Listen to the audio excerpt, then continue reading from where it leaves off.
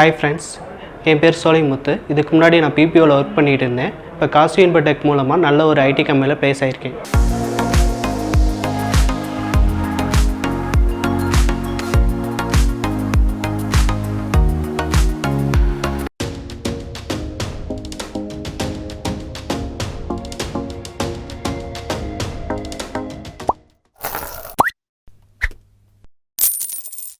நான் ஒருத்தரை பற்றி கண்டிப்பாக ஸ்பெஷலாக பேசி ஆகணும். அது நம்மளோட சோலைமுத்தை பற்றி தாங்க. சோலைமுத்து பார்த்தீங்கன்னா வந்து புதுக்கோட்டையை சேர்ந்தவருங்க. ஸோ அவர் பார்த்தீங்கன்னா வந்து 2017 பிஇ கம்ப்யூட்டர் சயின்ஸுங்க. 5 வருஷம் 6 வருஷம் கழிச்சு வந்து நம்ம வேலைக்கு போனோன்றதெல்லாம் நினச்சி கூட பார்க்க முடியாத ஒரு கஷ்டங்க.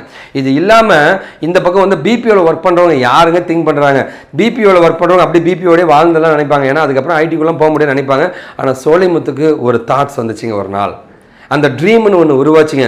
நாம் ஏன் இதில் இருக்கணும், நாம் ஏன் ஜெயிக்கக்கூடாது அப்படின்ட்டு தோண ஆரம்பிச்சுங்க. இன்றைக்கி அவர் வெற்றியாளனாக நிற்கிறாருங்க.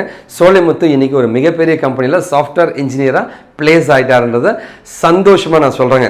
கண்டிப்பாக வந்து ஒரு கல் காலில் இருக்கிறதுக்கு தான் கீழே இருக்கிறது தான் கல்லுங்க. அதை எடுத்து சிலையாக வடிக்கும் போது அது சிலையாக மாறுதுங்க, அது கடவுளாக மாறிடுன்னு சொல்லுவாங்க. அந்த மாதிரி உன்னோட திறமைகளை வந்து நீ உணரும் பொழுது நீ ஒரு மிகப்பெரிய வெற்றியாளன் ஆகிடுவேன்னு சொல்லுவாங்க. அந்த மாதிரி தான் சோலைமுத்துங்க. சோலைமுத்துக்கிட்ட எனக்கு ரொம்ப பிடிச்சது என்ன தெரியுங்களா? அந்த டெடிகேஷனுங்க. இதெல்லாமே ஒரு அமைதியான கேரக்டருங்க. அவ்வளோ அமைதியான ஒரு பையங்க. அது எப்படி சொல்கிறதுனா வந்து லைக் அந்த அந்த அமைதியான ஒரு கிணத்துக்குள்ளே இருக்கிற ஒரு சின்ன ஒரு கிணத்துக்குள்ள ஒரு சின்ன மீன் மாதிரி தாங்க. அவ்வளோ அமைதிங்க. ரொம்ப அமைதியாக இருப்பாருங்க. ஆனால் அவருக்கு ஒரு நோக்கம் இருக்கும். அந்த மாதிரி ஒரு கேண்டிடேட் வந்து ஒரு கம்பெனி கிடைக்கிறது கம்பெனி கொடுத்து வச்சிருக்கணும். அதே மாதிரி சோலைமுத்து கம்பெனி பற்றி நீ நிறைய பெருமையாக சொல்லிட்டு இருந்தேன். ரொம்ப ஃப்ரெண்ட்லியான என்விரான்மெண்ட் சார் இந்த கம்பெனியில் கிடைச்சது ரொம்ப ரொம்ப சந்தோஷன்ட்டு.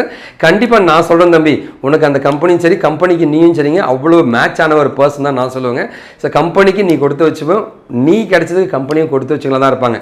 ஏன்னா வந்து நான் உங்ககிட்ட ஒர்க் பண்ணியிருக்கேன், உன் கூடவே வேலை செஞ்சுருக்கேன், உன் ப்ராஜெக்ட் பார்த்துருக்கேங்க. நம்மளோட கிளைண்ட்ஸ் ரொம்ப ரொம்ப ஹாப்பி தம்பி உன்னால். ரொம்ப ரொம்ப நன்றி. அண்ட் கண்டிப்பாக நான் வாழ்த்துறேன் தம்பி உன்னை மென்மேலும் வளர வாழ்த்துக்கள். ஸோ எல்லாருமே பார்த்தீங்கன்னா வந்து ஒரு ஃபீல்டில் ஒர்க் பண்ணாங்க அப்படின்னா வந்து அந்த ஃபீல்டு தான் வாழ்க்கைன்னு முடிவு பண்ணிவிடுவாங்க. ஆனால் சில பேர் மட்டும்தான் வந்து அந்த ஃபீல்டு நமக்கு செட் ஆகாது அப்படின்ற மாதிரி ஃபீல் பண்ணாங்கன்னா உடனே ஏதாவது எடுக்கணும், ஆக்ஷன் எடுக்கணும் முடிவு பண்ணுவாங்க. அப்படின்னா ஒரு கனவு இருக்கும், அந்த கனவை நோக்கி ஓடணும்னு ஆசைப்படுவாங்க. அந்த மாதிரி தான் நம்முடைய சோலைமுத்துங்க. ஆக்சுவலாக வந்து பிபிஓ இண்டஸ்ட்ரியிலேருந்து எல்லாருமே அது ஏனோ தெரியல, அந்த பிபிஓவில் இருக்கிறவங்க வரவே மாட்டேன்றாங்க. அது கஷ்டம், ப்ரொஃபைல் இல்லை, சம்பளம் அதிகமாகாதுங்க, கெரியர் கிடையாதுங்க. அப்படிலாம் இருந்தாலுமே வந்து அது ஏதோ ஒரு காரணத்தினால அந்த ரிலக்டன்ஸின்னு சொல்லுவாங்க. அப்படியே சரி வாழ்ந்துடலாண்டா அப்படின்னு நினைப்பாங்க. ஆனால் வந்து அதை தாண்டி இல்லை நம்ம ஃபீல்டு இது கிடையாது, கண்டிப்பாக நம்ம ஜெயிச்சாகணும், ஐடிக்குள்ளே நுழையணும், சாஃப்ட்வேர் டெவலப்பர் ஆகணும்ன்ட்டு ஒருத்தர் முடிவு பண்ணாருன்னா அது நம்ம சோலைமுத்து தாங்க. ஸோ தம்பி, நான் உங்கள்கிட்ட கேட்குறது, பிபிஓலேருந்து வந்து எப்படி இந்த மாதிரி ஒரு ரிஸ்க் எடுத்தீங்க நீங்கள்? அதை சொல்லுங்கள். எனக்கு எப்படி உங்களுக்கு தோணுச்சுங்க பிபிஓலேருந்து வரணும், இந்த ரிஸ்க் எடுக்கணுன்ட்டு? பிபிஓவில் வந்து அவ்வளோ க்ரோத் கிடையாது. அதனால் எனக்கு ஐடி ஃபீல்டில் க்ரோத் அதிகமாக இருக்குன்னு தோணுச்சு. அதனால் காசிவ் இன்ஃபோடெக் வந்தேன். இப்போக்குள்ளே எனக்கு இல்லை தம்பி, நிறைய ஃபீல்டு இருக்குது. அது என்ன ஐடி ஃபீல்டுங்க? என் ஃப்ரெண்ட்ஸு கூட ஐடி ஃபீல்டு தான் ஒர்க் பண்ணிகிட்ருக்கான். சேலரி 2 வருஷம் தான் ஒர்க் பண்ணுறான், அதுக்குள்ளே 1 lakh வாங்குறான். அந்த சேலரி மோட்டிவே தான் எனக்கு. சரி, ஓகே. நான் கேட்குறது என்னன்னா வந்து பிபிஓ இண்டஸ்ட்ரி வந்திருக்கீங்க, இப்போ இந்த கோடிங்குள்ளே வந்திருக்கீங்க.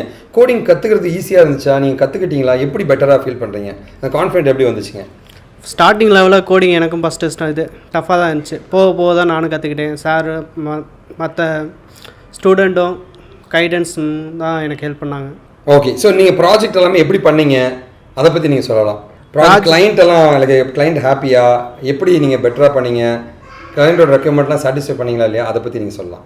கிளைண்ட் வந்து ஹாப்பி தான். அவங்க தேவையான லோகோலாம் நாங்களே டிசைன் பண்ணி கொடுத்துருக்கோம். அவங்க பேக்ரவுண்ட் டிசைன் என்ன வெரிஃபை கேட்டாங்களோ அதுவே நாங்களே பண்ணி கொடுத்துருக்கோம். ஸோ அவங்களுக்கு சாட்டிஸ்ஃபை தான் ஆச்சு. Okay, fantastic. இப்போ வந்து ஆக்சுவலாக வந்து நீங்கள் இப்போ ஐடிக்குள்ளே போய் அடுத்து என்ன ட்ரீமில் இருக்கீங்க? மேரேஜா? இல்லை சார். என்ன பிளான்? ஐடி ஃபீல்டே நல்லா க்ரோத் ஆகணும், எல்லா டெக்னாலஜி கற்றுக்கிட்டு ஐடி ஃபீல்டில் டேரக்டர் அளவுக்கு இம்ப்ரூவ் ஆகணும். எந்த நாட்டுக்கு போகணுன்னு ஆசைப்பட்றீங்க? நாட்டுக்கு எந்த கண்ட்ரி? ஃபாரின்?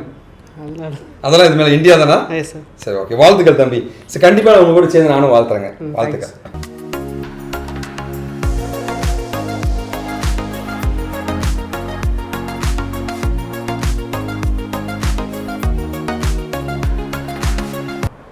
ஹாய் ஃப்ரெண்ட்ஸ், என்னோடய பேர் வந்து சோலைமுத்து. என்னோடய ஊர் வந்து புதுக்கோட்டை. நான் கம்ப்யூட்டர் சயின்ஸ் அண்ட் இன்ஜினியரிங் படித்தேன்.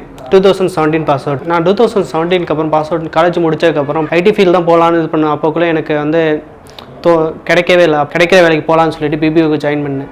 அந்த ஒர்க் நேச்சர் வந்து எனக்கு பிடிக்கல, சாட்டிஸ்ஃபை ஆகலை.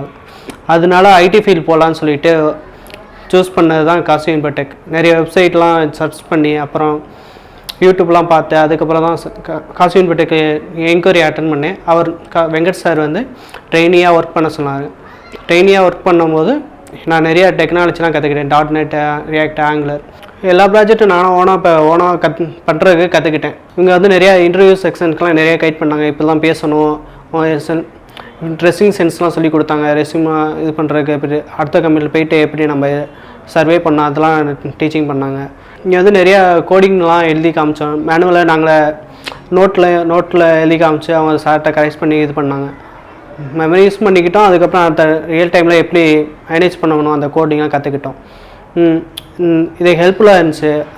ரியல் டைமில் ப்ராஜெக்ட் பண்ணுறம்போது சடனாக இன்னொரு கம்பெனி போகும்போது இன்டர்வியூக்கு அப்போ கோடிங் எழுத சொல்லுவாங்க. அது எழுதும் போதும் எனக்கு யூஸ்ஃபுல்லாக இருந்துச்சு. இப்போ ஒரு நல்ல கம்பெனியில் நான் ப்ளேஸ் ஆகியிருக்கேன். அதுக்கு காசிவ் இன்ஃபோடெக் தான் காரணம், மெயின் காரணம். இப்போ என் ஃபேமிலியும் ஹாப்பி, நானும் happy. Thank you Kaashiv Infotech. Thank you Venkat sir. நான் பேசுகிறத விட அதுக்கு அவர் பேச நல்லாயிருக்கும். நீங்கள் எந்த இயர் பாஸ் அவுட், என்ன டிகிரி அண்டு எப்படி இன்டர்வியூலாம் ப்ரிப்பேர் பண்ணீங்க? ஹாய் ஃப்ரெண்ட்ஸ், என் பேர் சோலைமுத்து. இதுக்கு முன்னாடி பிபிஓவில் ஒர்க் பண்ணிகிட்டு இருந்தேன். டெல்மி அபவுட் திஸ் சொல்கிறான்னு நினைக்கிறேன். சாரோட வீடியோ பார்த்து இங்கே வந்து ஜாயின் பண்ணேன். ட்ரெயினியாக இங்கே ஒர்க் பண்ணிட்டு இருந்தேன். ப்ராஜெக்ட்லாம் நல்லா இது பண்ணி கைட் பண்ணாங்க. இன்ட்ரோடியூ எப்படி எனக்கு வந்து ஃபஸ்ட்டு பேசுகிற இன்ட்ரோடியூ செல்ஃபே வரல. சார் ஃபஸ்ட்டு போன போய் திட்டாங்க. போய் நல்லா ப்ரிப்பேர் பண்ணு அப்படிலாம் சொல்லிட்டு இருந்தேன். அதுக்கப்புறம் 2-3 வாட்டி ட்ரை பண்ணி தான் அதுக்கப்புறம் தான் இம்ப்ரூவ் ஆனிச்சு இன்ட்ரோடியூ செல்ஃப்லாம். இன்டர்வியூக்கு நான் ப்ரிப்பரேஷன் அதிகமானது வந்து சாரோட விக்கிடிக்கி அண்டு கொஸ்டின் நான் 100 கொஸ்டின் கொடுத்தாங்க. அதெல்லாம் ப்ரிப்பேர் பண்ணிகிட்டு இருந்தேன். அதுக்கப்புறம் எனக்கு கொஸ்டின் வந்து அதிகமாக ரெஸ்யூம்லேருந்து தான் கேட்க ஆரம்பிச்சிட்டாங்க.